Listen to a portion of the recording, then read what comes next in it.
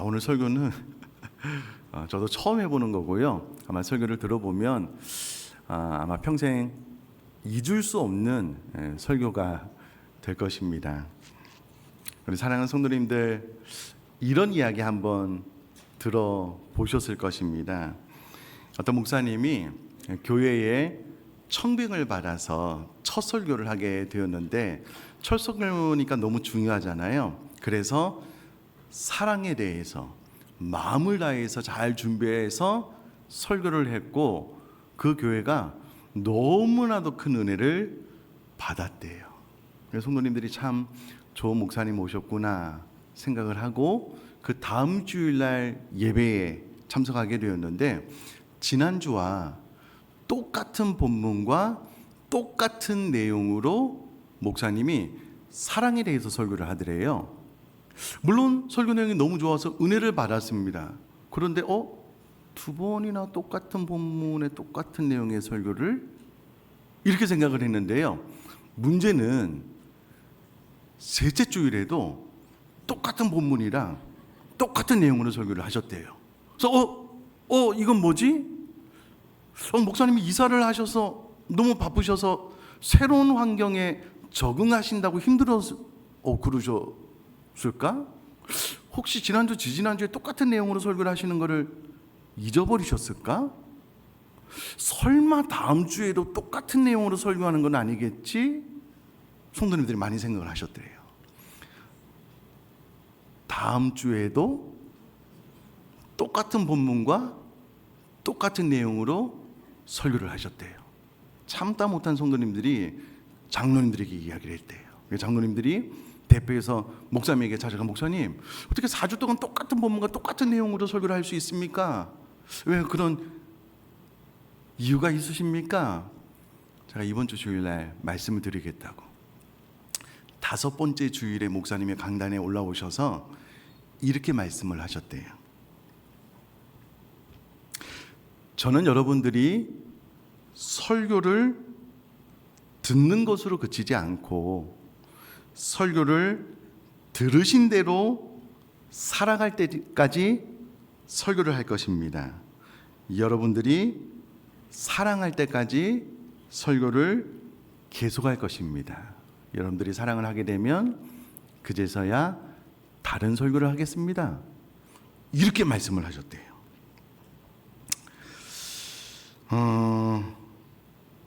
지난 주일에 배움의 기술이라는 제목으로 제가 설교를 했습니다. 설교한 이후로 제가 경험했던 것, 하나님과 대화를 나누며 고민했던 것들을 좀 나누고 이어서 설교를 하려고 합니다.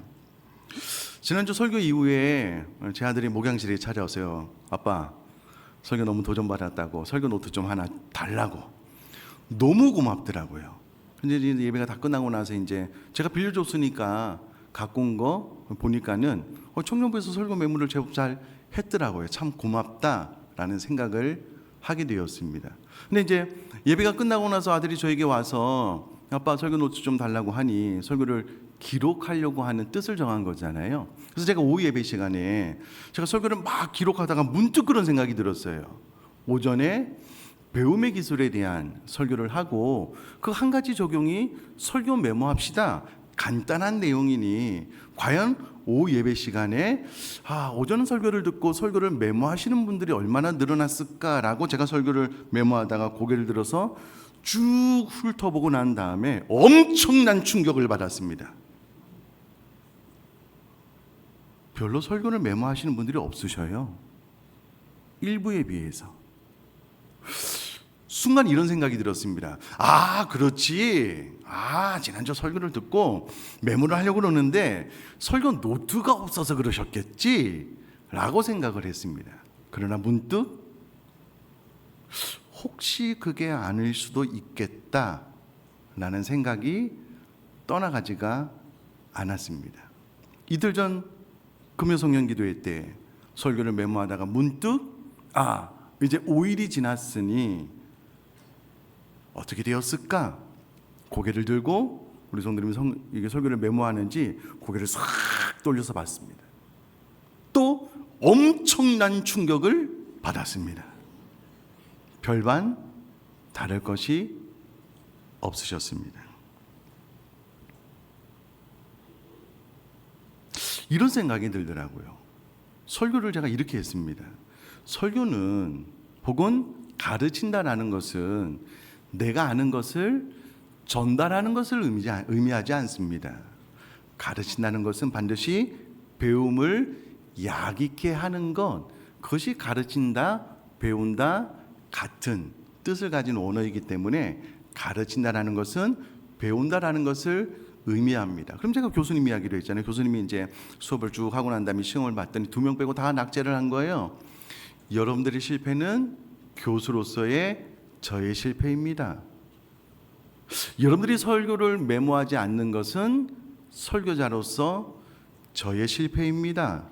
라는 것을 고백하지 않을 수 없었습니다. 제가 목이 터져라 부모는 자녀에게, 교사는 학생에게 배움을 야기시킬 책임이 있다라고 설교를 했는데 과연 이대로 끝내도 되는 것인가? 라는 생각이 제 안에 참 많이 일어났습니다.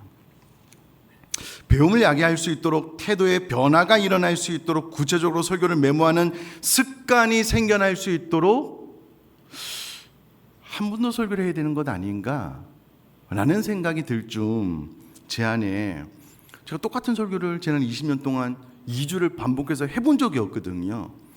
그렇게 하면 나는 어떨까? 우리 성도님은 어떨까? 막 이런 생각들이 막 불일 듯 막 일어나는 거예요.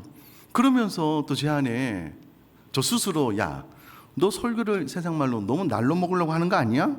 설교 준비도 안 하고 지난주 똑같은 설교 하려고 하는 거 아니야? 너무 쉽게 생각하는 거 아니야? 이런 생각이 막 들었다가, 아니 그래도 내가 아니고 죄송합니다. 제가 좀 흥분했습니다. 제가 가르치면 배움을 야기시키는 것이라고 했는데 이렇게 설교를 하고 난 다음에 아무도 메모를 안 하면 설교를 왜 한 것인가? 실패한 것 아닌가? 그냥 넘어가도 되는가? 별의별 생각이 많이 들어요. 그러니 어떻게 하겠습니까? 기도해야지요. 하나님 앞에 마음 다해서 기도했습니다. 주일 저녁, 월요일 새벽, 화요일 새벽, 수요일 새벽까지. 그래도 수요일 새벽에는 본문이 다 확정되어야지만 제가 예배 찬양을 결정해서 넘겨드리거든요. 이 찬양팀을 연습할 수 있도록 수요일 새벽까지 설교를 위해서 기도를 했습니다. 기도하면서 하나님 앞에 질문하고, 하나님께서 제 마음에 막 여러 가지 생각을 주시는데 되게 신났습니다. 오래간만에 하나님과 막 이게 대화를 나누는데 많이 질문하고 하나님께서 제 마음속에 많은 생각을 주셔서 저는 개인적으로 참 유익하고 즐거운 시간이 되기는 했습니다. 그런데 기도하는 가운데 이런 생각이 들더라고요. 예를 드는 겁니다. 이미 그런 설교를 한 적도 있고요. 제가 찬양에 대해서 설교를 한다라고 한번 생각을 해볼게요. 찬양에 대해서 설교를 하는 거예요. 자, 성경에 찬양의 방법은 너무나도 다양한데 시편에 보면 여러 가지 다양한 방법 가운데 손을 들고 하나님을 찬양하는 명령이 있으니 찬양의 가사가 맞을 때는 우리 손을 들고 찬양합시다. 제가 이렇게 설교를 했다라고 한번 생각을 해봅시다. 설교도 하기도 했고요. 그 다음 주에는 제가 전도에 대해서 설교를 했어요. 여러분들, 때를 얻든지 못 얻든지 복음을 증거하는 것은 하나님의 명령입니다. 그러니까 전도지 3장도 4장도 하지 말고 딱 1장에서 2장만 일주일에 1명에게만 전도합시다 라고 설교를 했어요. 이전에. 마지막 3번째, 여러분, 이 말씀에 대해서 설교를 하는데 이 하나님의 말씀을 읽는 자와 듣는 자와 그 가운데 기록한 대로 다 지키는 자가 복이 있다라고 했으니 하루에 3장, 주일에 5장만 읽으면 성경 1년에 1독합니다. 여러분 다 같이 우리 교회는 1독하는 교회니까 성경행 1년에 한번 1독합시다 라고 막 목이 터져라 설교를 했어요. 이전에 다 했던 설교입니다. 예를 들어서 3주 연달아 그렇게 설교를 했어요. 근데 아무도 손을 들고 찬양을 안 해요. 아무도 전도지를 안 나눠줘요. 아무도 성경 일독을 안 해요. 그러면 여러분, 저는 이곳에서 무엇을 한 걸까요? 이와 같은 설교라는 행위를 계속 반복해서 할 이유가 있을까요? 막 목이 터자로 외치는데 성도님들 아무도 안 따라줘요. 설교를 왜 하는 겁니까? 설교를 왜 들으시는 겁니까? 설교자가 설교를 잘못할 수 있겠네요. 저는 충분히 그 가능성도 배제하지 않습니다. 왜냐하면 유능한 교수, 교사, 설교자는 배움을 야기시키니까.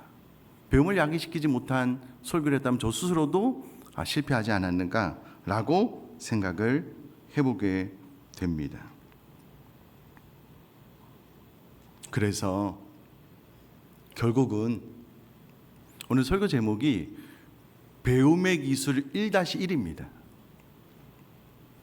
1-1, 1-3, 제가 1-4까지는 한번 해보려고요. 용기를 한번 내보려고요. 다음 주에도 설교를 메모하시는 분이 늘어나지 않았어요. 제가 말씀드렸다시피 눈이 안 보여요. 막 손이 막 부들부들 떨려요. 이런 분들은 설교 메모 안 하셔도 됩니다. 괜찮습니다. 그러나 건강하고 튼튼하신 분인데 이렇게까지 설교를 메모합시다. 이것은 저의 말이 아니고 하나님의 명령입니다. 설교를 메모하면 듣는 습관, 태도가 바뀌게 되니 배움의 기술이 향상됩니다. 배움의 기술이 그 역량이 늘어납니다. 하나님의 명령입니다. 목이 터져라 외치는데 아무도 설교를 메모하지 않는다면 저는 1-2, 1-3, 1-4까지는 일단 한번 해보려고요. 오늘 제목이 뭐라고요? 배움의 기술 1-1이에요. 네. 2번, 3번, 4번, 한 3번 정도 요 똑같은 내용을 한번 해보려고요. 언제까지요? 여러분들이 설교를 메모를 시작하실 때까지. 그게 지난주 설교의 내용이었습니다. 일부 설교를 끝나고 난 다음에 찬양을 드리는데 이게 참 되게 이게 저도 반복을 안 해봤기 때문에 지금 이제 설교를 해야 되는데 그게 좀 낯설어요. 이렇게 하는 게 저도 어려워요. 얼굴은 막 이렇게 웃으면서 저도 막 이게 낯서니까 막 이렇게 하고 있는데 마음은 울어요. 저는 마음이 울더라고요. 이렇게 목이 터져라. 이렇게 간단한 적용도 못하면 여러분 오늘 오후 예배 시간에 이제 제가 설교 담당이어서 말씀을 나눌 텐데요. 말씀을 듣고 순종하는 것이 1에서 100까지 있다면 제가 생각할 때 그래도 이 배움의 기술 설교를 듣고 노트를 가져와서 기록하는 요거는 한 10 정도 노력이면 되는 것 같아요. 근데 오후 말씀은요, 제가 생각할 때 100 이상의 노력이 있지 않으면 말씀대로 살 수 없어요. 그럼 여러분 10 정도의 노력만 해도 적용할 수 있는 것도 어려운데 100 정도의 노력이 있어야지 겨우 될까 말까 한 설교를 들으면 삶으로 살아내겠냐고요.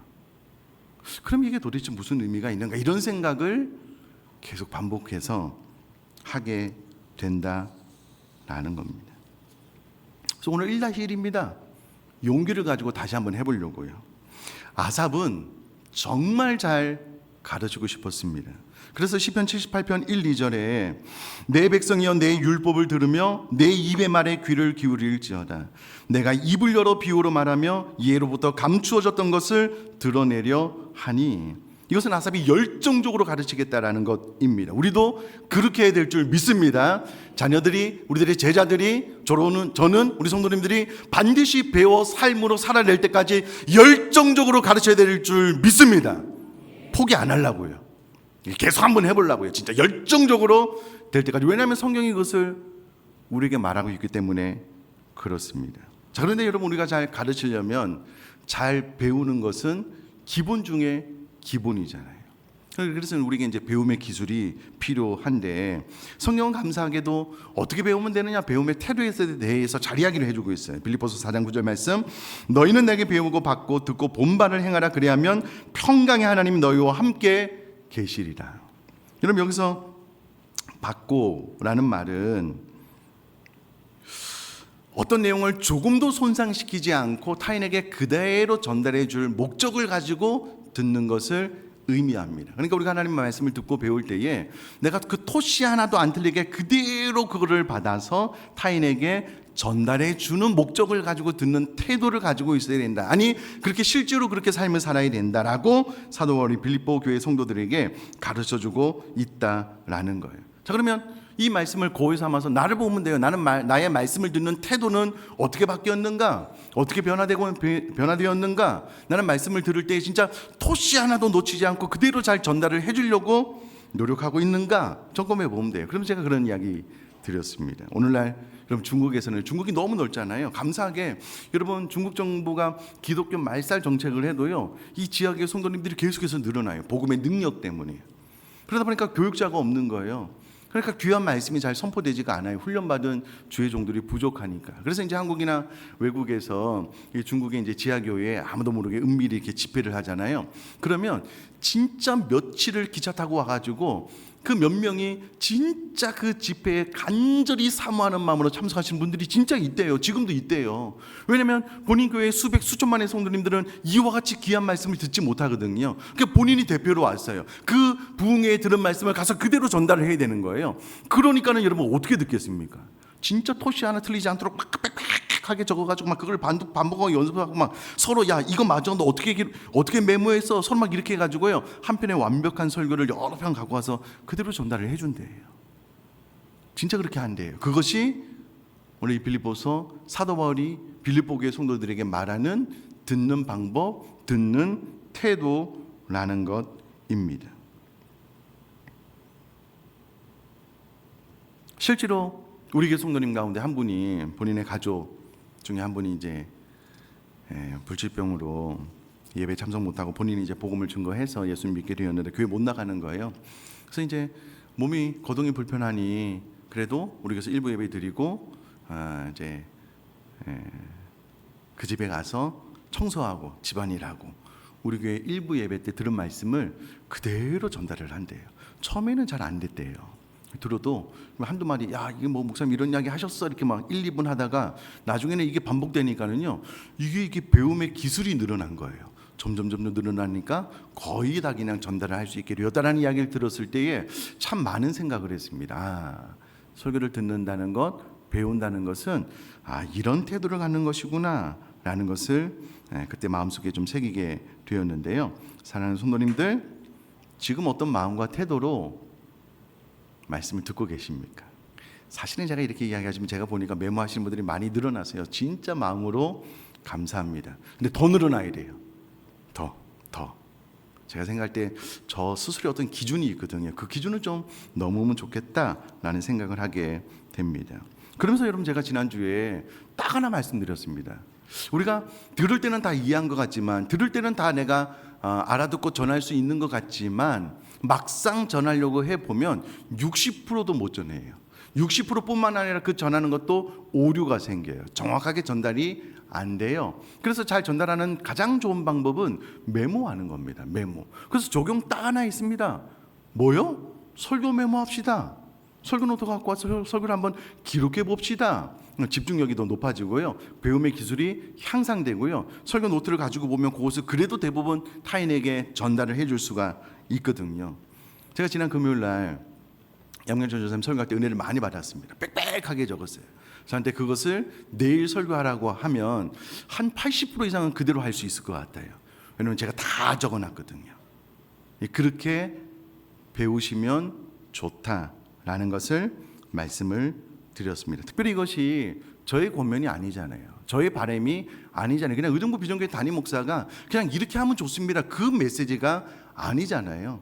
성경에 나와 있는 바를 그대로 전달했고 성경이 말하는 원어를 그대로 전달해서 우리가 그렇게 하면 우리 삶의 유익입니다라고 말씀을 드린 것 아니겠습니까? 그러니 이 말씀대로 설교를 메모하고 설교를 잘 집중해서 들으셨으면 좋겠고요. 그렇게 될 때에 평강의 하나님이 우리와 함께 계십니다라는 것을 말씀을 드렸습니다. 한 가지만 더. 사랑하는 성도님들, 하나님께서 우리에게 성경을 주실 때에 그 성경에 뚜렷한 목적이 있습니다. 왜 성령의 감동으로 성경을 기록해서 우리에게 주셨는지 그 뚜렷한 목적이 있습니다. 제가 한번 읽어드릴게요. 디모데후서 3장 16절 17절 말씀입니다. 모든 성경은 하나님의 감동으로 된 것으로 교훈과 책망과 바르게 함과 의로 교육하기에 유익하니 이는 하나님의 사람으로 온전하게 하며 모든 선한 일을 행할 능력을 갖추게 하려 함이라. 여러분 모든 성경은요 하나님의 감동으로 된 것인데 하나님께서 우리에게 이 성경을 주신 첫 번째 이유가 무엇이냐면 교훈하기 위함입니다. 그래서 지난주 이번 주 이제 교훈에 대해서 이제 가르침에 대해서 설교를 하고 있고요. 이 성경을 주신 두 번째 이유가 뭐라고요? 성경 구절이 빨리 지나갔으니까 그죠? 교훈과 책망과 바르게 함과 의로 교육하기에 유익한 이 성경을 우리에게 주신 두 번째 목적이 뭐라고요? 책망입니다. 책망.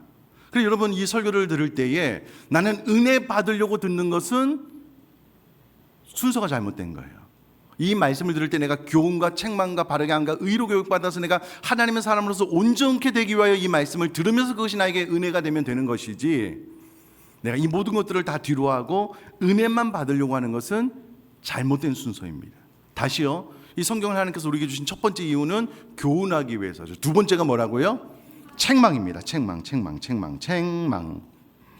사랑하는 성도님들, 성인이 된 이후로 혹시 책망을 받아본 적이 있으셔요? 결혼을 하고 어른이 되었는데 누가 여러분들이 심하게 막 질책하거나 막 이렇게 막 책망을 한 것을 여러분 경험해 본 적이 있으셔요?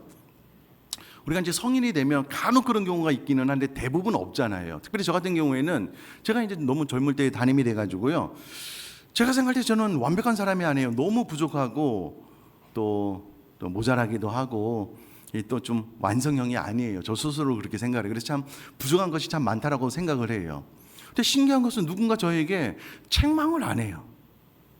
아마 담임 목사이기 때문에 그 권위 앞에 좀 목사님 좀 똑바로 하십시오 이렇게 말하기가 좀 쉽지 않으신가 봐요. 그래서 이게 좀 책망 들을 일이 없어요. 그래서 저는 가끔 책망이 그리울 때도 있어요. 진짜 그리울 때도 있어요. 자, 저처럼 책망에 그리우신 분들을 위해서 제가 책망을 좀 하려고요. 지금부터 책망할 거예요. 왜냐하면 성경에 기록된 목적이 책망이기 때문에 그렇습니다. 사랑하는 성도님들, 설교 메모하기가 그렇게 어려우십니까? 이렇게 할 거예요. 이렇게 충격받지 마시라고. 아니 이게 메모지 하나 갖고 오는 게 그렇게 어려우십니까? 그래도 담임 목사가 설교했는데 그냥 안 나오는 펜이라도 갖고 와서 그냥 쓰는 척이라도 해주셔야 되는 것 아닙니까? 이 연사 힘있게 외칩니다. 아무 반응도 없고 그냥 서운해요. 섭섭해요. 저를 뭘로 보시는 겁니까 지금? 그렇잖아요. 이렇게 한번 생각을 해봅시다. 우리 사랑하는 자녀들이 학교에 갔어요. 선생님이 참 좋으신 분이에요. 너무 열정적으로 학생을 사랑하는 마음으로 잘 가르쳐요. 자, 이 내용이 너무 중요하기 때문에 밑줄 그어, 별표 5개, 이거 너무 중요하니까 요약해, 이거는 시험에 나와, 반드시 중요해. 그러니까 지금 그렇게 해. 학생들이 눈을 뻐끔뻐끔 뜨고 있는 거예요. 가만히 있는 거예요. 선생님이 어떠실 것 같으셔요?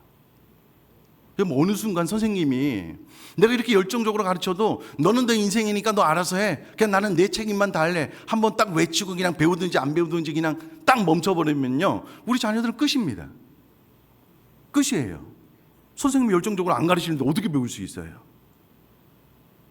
이렇게 막 목이 터져라 외치는데 그냥 눈만 뻐끔뻐끔 뜨시고, 이게 설교 노트 이거 안 갖고 오시면 안 된다니까요. 여러분 이렇게 한번 생각을 해볼까요? 우리 자녀가 여러분 학교에 갔는데 우리에게 이렇게 이야기를 하는 거예요. 아빠 엄마, 우리 선생님의 수업은 은혜가 안 돼. 우리 선생님이 가르치는 내용은 지금 내가 궁금해하는 게 아니야. 관심이 없어. 지금 선생님이 나에게 가르쳐주는 것은 내가 생각할 때 지금 내 인생에는 좀 필요 없는 것 같아. 나는 사실 다른 거를 원해. 근데 선생님이 자꾸 다른 말씀을 하셔. 나는 수업 별로 관심이 없어. 이렇게 이야기를 하면 여러분 이렇게 이야기하실 것 같으셔요? 야, 선생님이 어떻게 가르치는 그렇게 은혜가 안 되냐? 배우지 마. 야, 선생님이 가르칠 때는 네가 관심이 있는 거를 가르쳐야지, 관심 없는 거를 가르치면 잠깐 딴 생각해도 돼. 네가 지금 선생님에게 무엇인가를 배울 때에 너에게 도움이 안 되는 것을 가르친다라고 생각을 하면 책 딱 덮어 그냥 엎드려 버려, 그냥 자버려. 그럼 이렇게 가르칠 거예요? 그렇게 가르칠 거예요? 말로는 그렇게 안 가르치겠지만 삶으로 내가 그렇게 가르치고 있다면 심각한 문제잖아요. 말로는 안 가르치는데 삶으로 내가 그렇게 가르치고 있다면 그건 좀 다른 문제잖아요. 그러면 기도하는데 막 별의별 생각이 다 들어요. 그래서 내가 설교를 좀 한 번 더 해야 되겠다, 이런 생각도 들고요. 사랑하는 성도님들, 스포츠 스타 자녀들은 그 부모님의 유전자를 물려받아서 운동 잘하는 것 아시죠?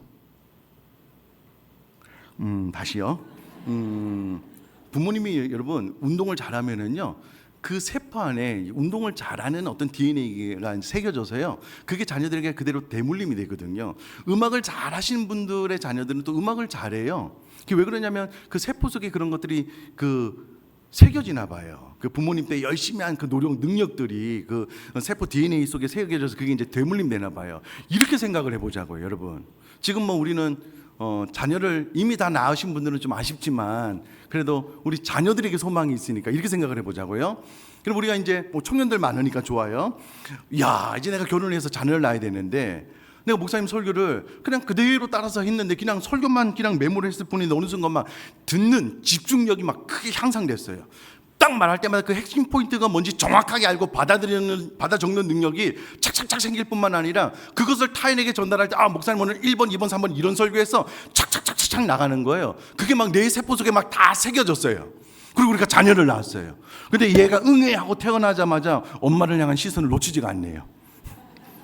말씀만 하옵소서 내가 듣겠습니다. 부모님 말하면 아빠 엄마가 지금 1번, 2번, 3번 이런 이야기 했네. 알았어, 나 그대로 할게. 이렇게 된다라고 한번 생각을 해보셔요. 또 그 아이가 자라나서 듣는 역량을 더 키워가지고요, 또 그런 애를 낳았어요. 여러분, 우리 교회가 이렇게 된다라고 한번 생각을 해보셔요. 할렐루야. 이미 때가 좀 늦으신 분도 계시지만 우리 자녀들이 그렇게 한다고 한번 생각을 해보셔요. 말씀을 들을 때마다 초집중력이 생기는 거예요. 어떻게든 토시 하나 놓치지 않기 위해서 막 집중해서 듣다 보니까 어느 순간 막 집중력이 막 커지네요. 그걸 또 계속 반복하다 보니까는요, 요약해서 적는 능력도 생겨요. 또 듣는 걸 또 이렇게 막 전달을 하다 보니까는 내가 말하는 능력도 생기네요. 그래서 내가 무엇을 들으면 정확하게 딱딱딱 인지해서 메모가 탁탁 되고요, 어느 순간 말도 탁탁탁 잘 되는 거예요. 그렇게 해서 우리가 자녀를 낳고 자녀를 낳으면은요, 우리 교회는 놀라운 교회가 될 겁니다. 지금도 이미 놀라운 교회이지만 그렇게 될 거예요. 그것을 꿈꿀 수 있잖아요. 그것을 소망할 수도 있잖아요. 물론 제가 오늘은 그렇다라고 생각합니다. 여러분, 사람이 새로운 습관을 가지려면요, 최소한 30일에서 33일 혹은 66일까지 걸린대요. 아마 지난주에 설교를 듣고 내가 이제 이번 주부터는 내가 설교 메모를 해야 되겠다라고 생각을 아마 다 결심을 하셨을 겁니다. 아멘이시죠? 설마 여러분 설교를 듣고 뭐 은혜 받았다, 뭐 나는 나다, 목사님 암만 그래도 나는 설교 메모한다, 이렇게 결심하신 분들은 없으시죠? 헐, 있으시구나. 이런 분들은 제가 어떻게 할 수가 없고요. 근데 내가 진짜 설교를 내가 진짜 메모해야 되겠다. 근데 깜빡 잊은 거예요. 왜냐하면 습관이 안 됐기 때문에 깜빡 잊은 거예요. 아마 그럴 수 있다, 저는 100% 생각합니다. 왜냐하면 제가 습관에 대해서 공부 많이 했거든요. 아마 그럴 거예요. 그러나 다음 주는 피해갈 여지가 없습니다. 저 2번이나 설교했거든요. 그래서 지금은 제가 이제 그런 생각이 들어요. 다음 주에는 설교 본문을 설교 1-2, 그 다음에 새로운 설교를 준비해서 설교하기 전에 여러분 설교 노트 저한테 한번 보내주세요, 이렇게 해가지고 한 50% 이상 가지고 오시면 제가 새로운 설교를 하고, 50% 이상 안 갖고 오면 1-2 한 번 더 하려고요. 그래야지 제가 좋은 목사 되는 것 아닙니까? 유형 설교를 했으면 배움을 야기시켜야 되잖아요. 배움을 야기시킨다는 것은 행동으로 나갈 수 있도록 해야 되는 것 아니겠습니까? 그래야지 여러분 제가 좋은 목사 아닌가요? 어느 순간 여러분 제가 이렇게 되면 재앙이 임한 거예요. 설교를 잘 준비를 해서 설교를 다 했어요. 성도님 아무도 안 따라해요. 아무렇지도 않게 태어나게 다음 주에 또 다른 설교를 하는 거예요. 뭐 삶이 바뀌든 말든 뭐 나는 그냥 뭐 내 역할만 하면 되고, 우리 학교에 우리 자녀를, 또 대학교에 우리 교수님들이 그와 같은 생각을 하는 순간 우리 자녀들에게 재앙이 임하는 겁니다. 아무것도 안 가르쳐져요. 배워지지가 않아요. 그렇게는 안 되는 거잖아요. 그러니 여러분, 다음 주에 제가 똑같은 설교를 해도 목사님 좀 이상하시네, 이사하셔서 정신이 없으신가, 이렇게 생각하지 말고 내가 어떻게 하면 바뀔 수 있을까? 내가 어떻게 하면 이 말씀대로 좀 따라할 수 있을까? 내가 그동안 내 마음이 너무 굳어서 이게 말씀을 들어도 내가 빨리 이렇게 반응이 잘 안 되네. 왜 이렇게 늦지? 나는 왜 이렇게 되었지? 자꾸 고민하고 생각하고 기도하시면 돼요. 물론 또 그런 생각이 들어요. 이게 신방을 해보니 우리 성도님의 삶이 참 녹록하지가 않아요. 너무 힘들고 어려운 시간을 보내요. 그러니 주일날 이게 설교 노트 갖고 온다라는 생각도 잊어버릴 만큼 삶이 너무 고단하고 힘들면 그럴 수 있어요. 그것도 제가 또 이해가 되기는 합니다. 100분 이해가 돼요. 그래도 하나님의 말씀이 듣는 역량을 키우면 여러분 삶의 질이 달라져요. 우리 자녀들도 그렇게 됩니다. 그러니 다음 주에는 여러분 혹시 잊으셨으면 저 바깥에서 어디 좀 메모지 하나 갖고 오시고요. 저 필경도에 볼펜이 있으니까 그거 하나 갖고 와서 적는 신용이라도 해주세요. 적는 신용을 안 하고 진짜 적으려고 하시는 것이죠? 그렇게 되셨으면 좋겠습니다. 정말 그렇게 되셨으면 좋겠습니다. 우리 찬송 한번 드리고 기도하겠습니다.